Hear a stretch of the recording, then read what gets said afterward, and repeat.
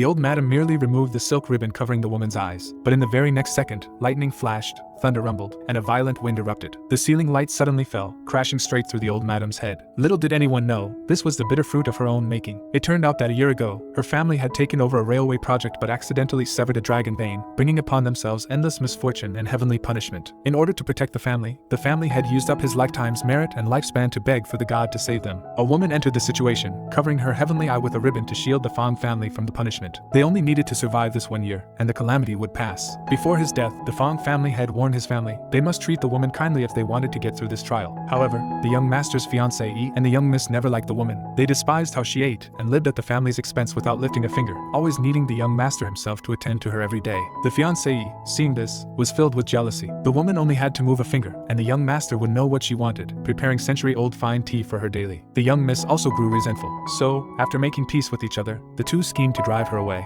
On the old madam's birthday banquet, the scheming woman conspired with the young miss and went to the woman's room. Thinking she couldn't see, they brought her a mourning robe, intending to force her to wear it. But what they didn't know was that the woman wasn't blind at all. Before leaving, they even instructed the servants to make sure she wore the clothes placed on the tray. But just when they were waiting for the woman to embarrass herself, she instead walked in gracefully, wearing a purple dress. The scheming woman was stunned. They had clearly prepared mourning clothes for her, so how did it turn into a beautiful dress?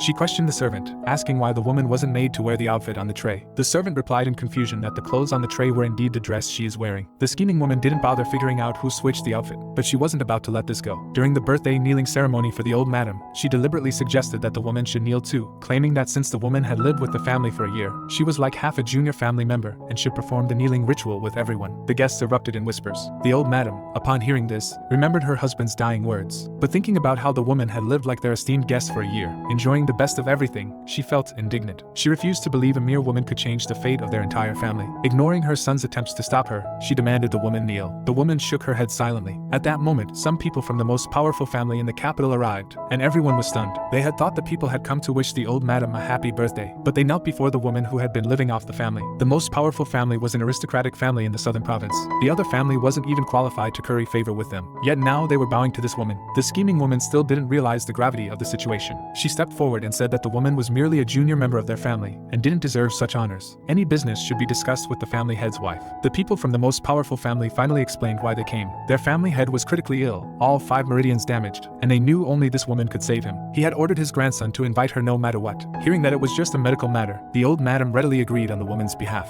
However, the woman told her that she has no right to agree on her behalf, stating that the previous family head might not have told her everything there is to know about her.